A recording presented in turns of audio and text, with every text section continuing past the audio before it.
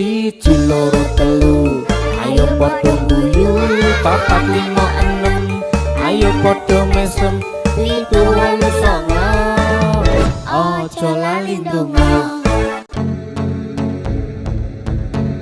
Pemkab Purwakarta bersama instansi terkait terpaksa menutup bangunan yang dipakai gereja di Desa Cigelam, Kecamatan Babakan Cikau, Kabupaten Purwakarta. Loh, kok ada tulisannya OB Pak Mantan RT? Oh, kamu nggak tahu kepanjangannya ini. Office boy. Bukan. Apa? Orang besar. Oh. Besar omongnya. Omongannya besar. Omongnya besar. Pak Mantan RT. Loh, tangannya mana Pak Mantan RT? Loh, tadi kamu taruh mana? Tadi di sini waktu duduk. Waktu duduk. Sekarang kok hilang lagi? Padahal tadi di sini loh Pak Mantan RT. Saya dipegang. Pegang. Terus Pak hilang. Lah terus gini. Ini saya nguri-nguri budaya lawas. Saya juga hilang. Loh, tangan saya mana? Tangan saya mana? Di dalam. Ini memang kadang kita itu butuh istilahnya letupan-letupan seperti ini Pak Mantan RT. Tapi jangan sampai letupan itu membahayakan. Oh. Letupan ini kan menggembirakan. Betul. Seperti kita tadi ya kan. Saya pencet dulu Pak Mantan RT. Pencet, cet. Iya. Seperti kejadian di daerah Purwakarta ini loh. Ini ya letupan yang tidak menyenangkan ini. Wah, ada berita apa lagi Pak Mantan RT? Ini masalah penyegelan tempat ibadah. Nah, kebetulan tempat ibadah itu kan ya biasalah yang biasa dirusui. Oh, kok lagi-lagi mesti kok daerahnya situ-situ terus gitu ya Pak Mantan RT. Padahal di daerah kita itu yang namanya beberapa tempat ibadah itu saling berdampingan. Bahkan temboknya aja itu berdempetan. Alah, itu juga tidak masalah. Ada yang jadi halamannya jadi satu. Gantian waktu hari Jumat digunakan untuk ibadah yang satunya. Waktu hari Minggu digunakan untuk ibadah yang satunya karena halamannya jadi satu gitu. Kalau di daerah timur pun juga demikian. Di dalam itu juga melakukan sembahyang atau peribadatan, yang di luar jualan takjil. Juga tidak masalah. Tetapi untuk daerah yang bagian barat itu kok selalu seperti itu. Bahkan ini malah pemerintahnya loh yang melakukan penyegelan ini. Loh, kok bisa? Itu maksudnya melakukan penyegelan itu memang barang baru belum dibuka terus disegel gitu, atau mau seperti undian itu disegel dulu harus ada saksi-saksi begitu? Bukan. Lah bagaimana? Ini disegel karena katanya tidak memiliki izin. IMB itu belum ada. Selalu itu yang selalu jadi alasan. Yang seharusnya yang namanya pemerintah daerah itu kan malah memberikan fasilitas atau memfasilitasi. Itu kan juga istilahnya Pak, menjaga hak-hak warganya gitu loh. Hak asasi warganya. Dan itu sudah diatur dalam undang-undang loh. Undang-undang dasar menyebutkan bahwa kebebasan tiap-tiap penduduk untuk melakukan ibadah sesuai agamanya. Ya kan? Lah ini ada tempat ibadah malah disegel, tidak boleh, alasannya IMB. Ini itu kan izinnya bukan tempat ibadah. Begitu ibadah di tempatnya yang belum ada izin, melakukan ibadah di rumah juga disalahkan. Ya, membangun tempat ibadah dipersulit izinnya. Betul. Tapi kalau mau ibadah di rumah ya juga disalahkan karena itu bukan tempat ibadah katanya, kok dipakai ibadah. Wah, izinnya kan itu sebagai tempat tinggal, bukan tempat ibadah. Nanti kalau ibadah mau bangun tempat ibadah sulit izinnya. Lah kok saya cuma mengulang kalimatnya Pak Mantan RT. Cuma mau bolak-balik.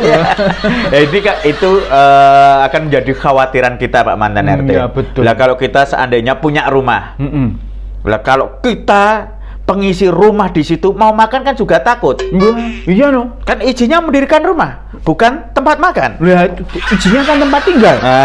Bukan tempat makan. Kamu nggak boleh makan di situ. Harus di rumah makan. Ini bukan rumah makan. Kok makan di sini? Gitu bagaimana? Wah. Makanya sebagai yang namanya pimpinan daerah itu seharusnya kan mengayomi atau memberikan solusi. Itu sudah ada solusinya. Solusinya bagaimana? Supaya gabung dengan tempat ibadah yang lain, di tempat yang lain. Ya di tempat yang lain bukan kekuasaannya ya, malah repot lagi. Iya. Harus keluar ongkos lebih banyak, paling tidak untuk jauh transportasi. Dan juga kan satu tempat ibadah belum tentu punya aliran atau keyakinan yang sama kan.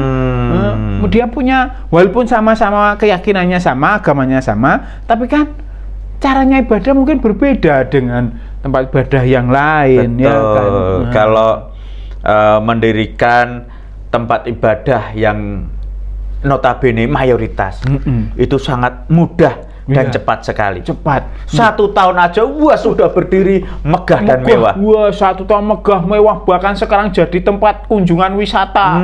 Dari mana-mana datang karena saking besarnya bisa menampung 10.000 orang. Tempat ibadah dari mana-mana datang cuma setahun. Lah sedangkan tempat ibadah yang agama yang lain yang minoritas, pengaruhnya kecil. 10 tahun itu izinnya aja belum keluar. Bagaimana bayangkan?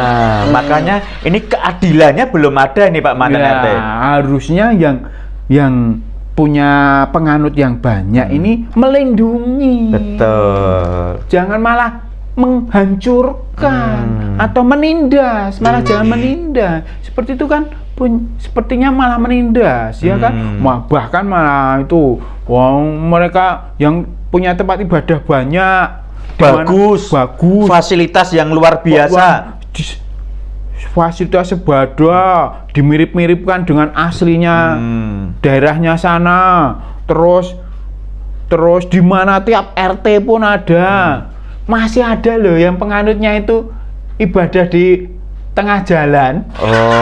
Itu maksudnya memberikan tuntunan atau memberikan contoh.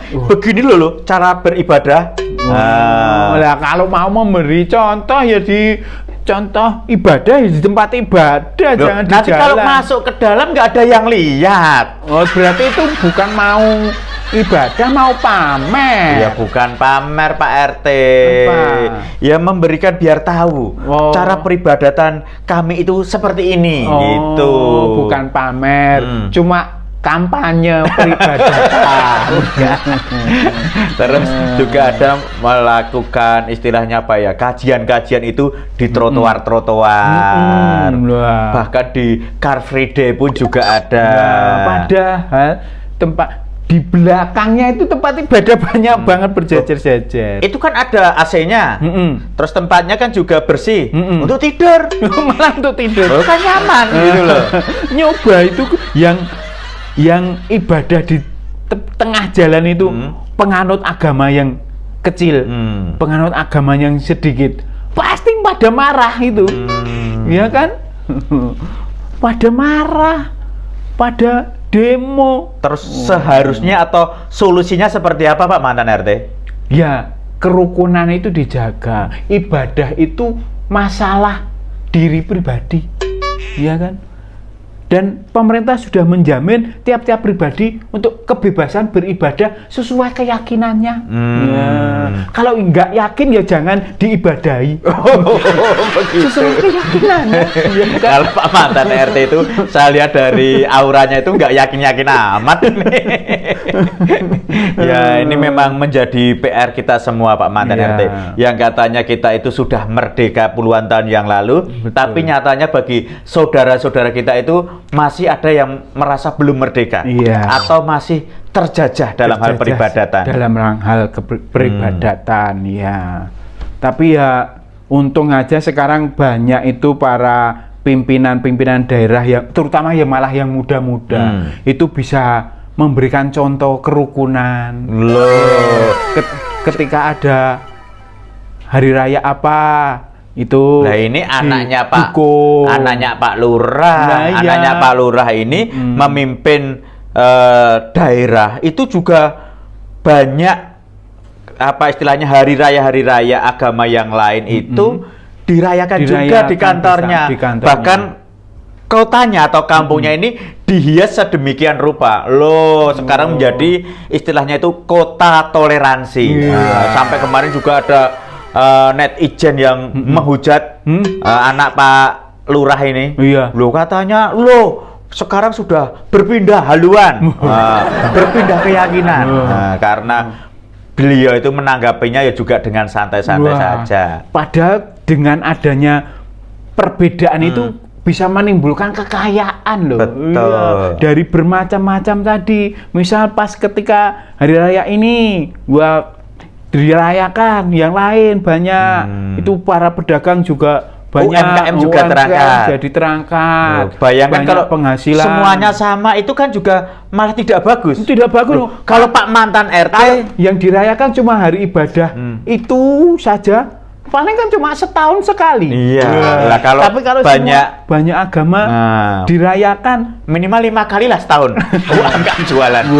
Karena kan yang diakui itu agama. Coba kalau yang diakui itu seperti seluruh dunia agama di sini ada, di daerah kita, tiap hari kita merayakan. Tiap hari makan enak Pak mantan RT.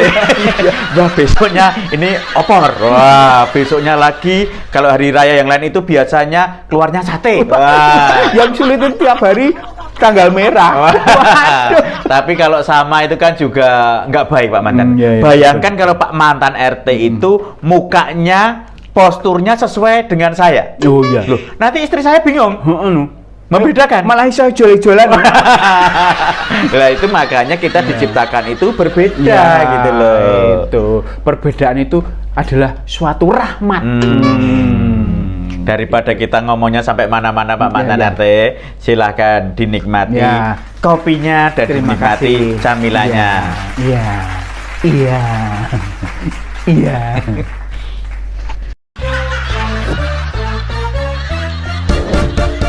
Siji loro telu, ayo padha guyu, papat lima enem, ayo padha mesem, pitu wolu songo, aja lali ndonga.